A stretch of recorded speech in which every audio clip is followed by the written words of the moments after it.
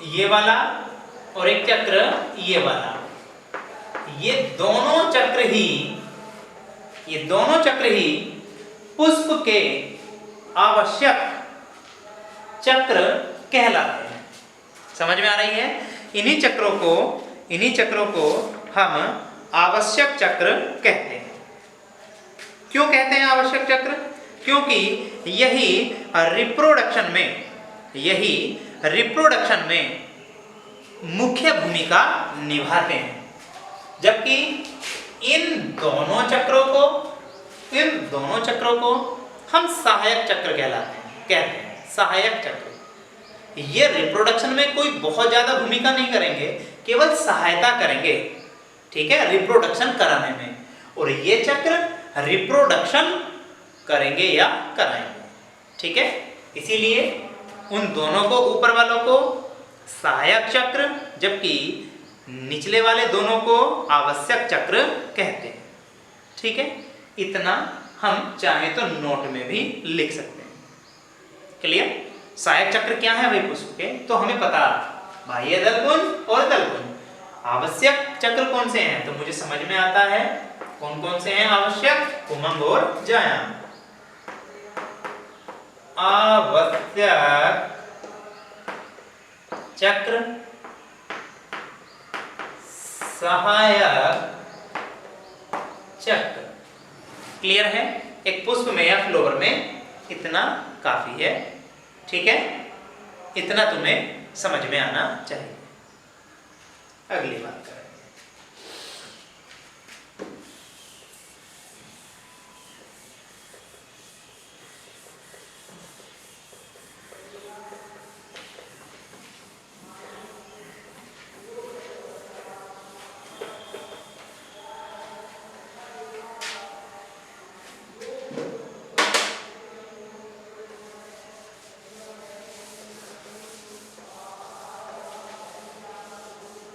अब हम देखेंगे कि पुष्पी पौधों में सेक्सुअल रिप्रोडक्शन या लैंगिक जनन किस प्रकार से होता है, ठीक है। जो लैंगिक जनन है वो फूल वाले पौधों में किस प्रकार से होता है। तो ध्यान दें, सेक्सुअल रिप्रोडक्शन अगर हमें फ्लावरिंग प्लांट में देखना है तो मैं उसके स्टेप बताता हूं, ऐसा ही समझेंगे। कुछ चरण हैं, उन चरणों को अगर हम समझते हैं तो हमें लैंगिक जनन समझ में आ जाए। जैसे फर्स्ट स्टेप होगा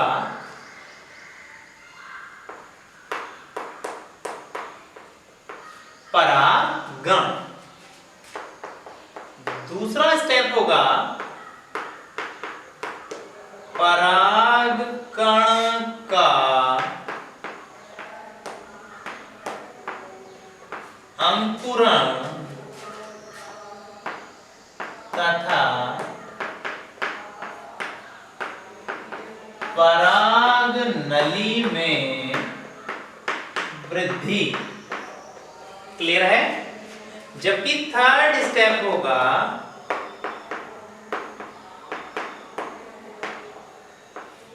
निषेचन और फोर्थ स्टेप होगा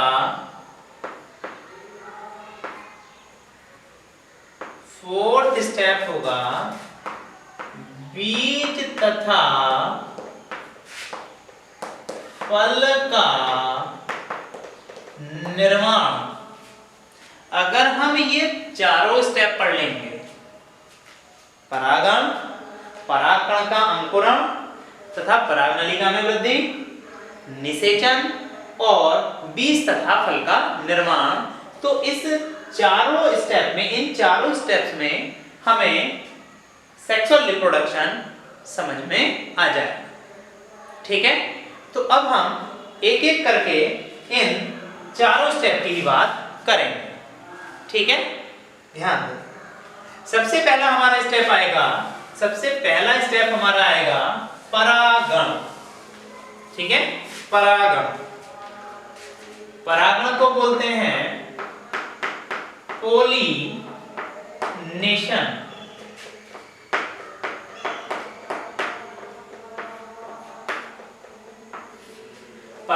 या पोलिनेशन।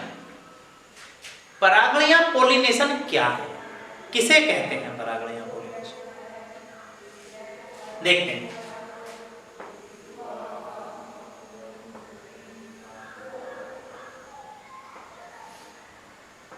ये क्या बनाया है मैंने, ये बनाया है एक पुंकेसर, ठीक है। और ये क्या है, परागकोश। पुंकेसर के अंदर क्या परागकोश के अंदर क्या पाए जाते हैं, परागकण। चल यहां क्या बनाया है मैंने, ये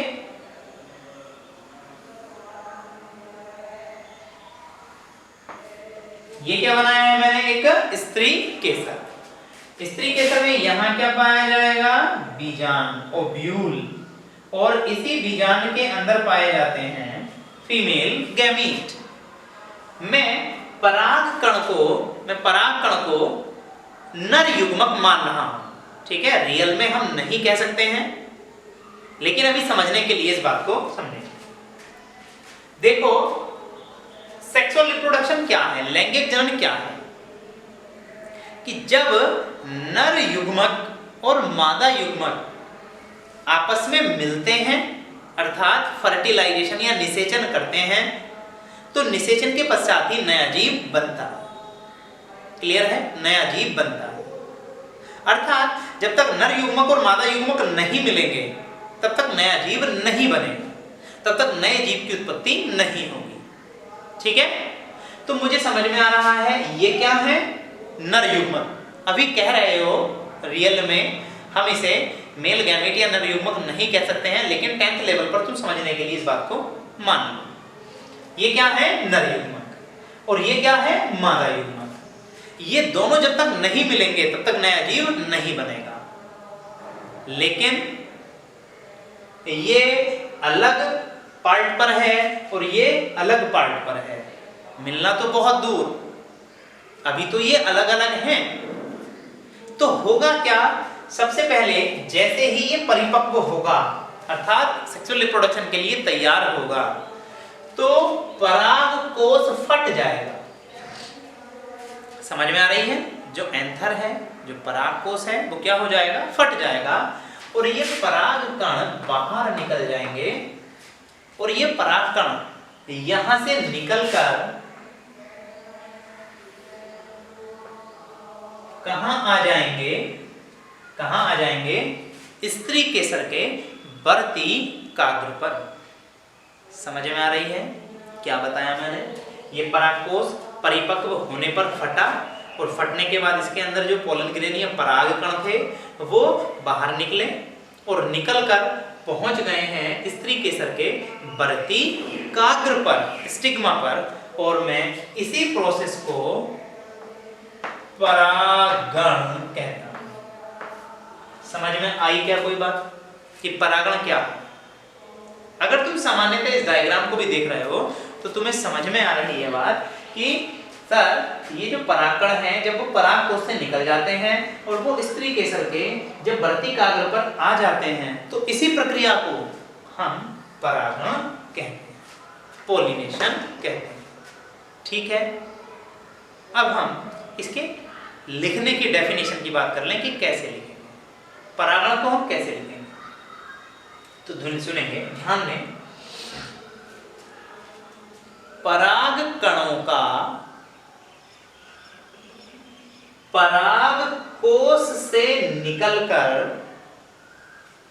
परागकणों का परागकोश से निकलकर स्त्री केसर के वर्ती काग्र पर पहुंचना ही परागण कहलाता है।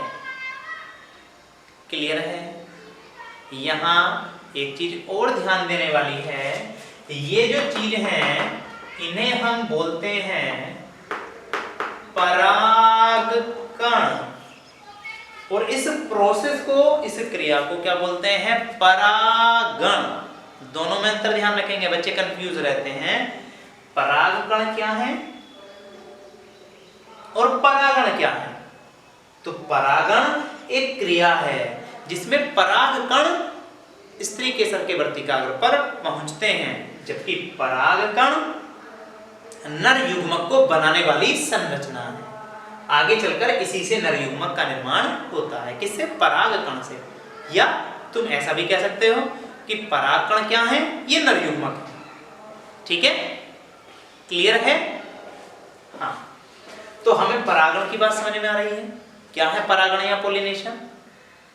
ठीक है,